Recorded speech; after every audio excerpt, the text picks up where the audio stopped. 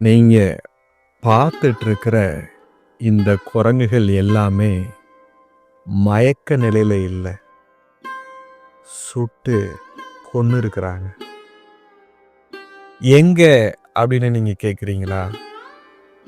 பகவான் கிருஷ்ணன் பிறந்த மண்ணான மதுராங்கிற இடத்துல இந்த குரங்குகளை எல்லாத்தையுமே ஒரு மிருகம் கண்ணால சுட்டு கொன்னு இருக்கு.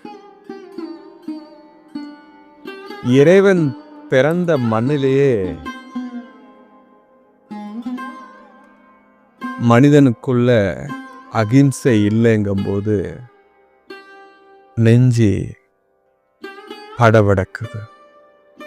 நமோ நாராயணா.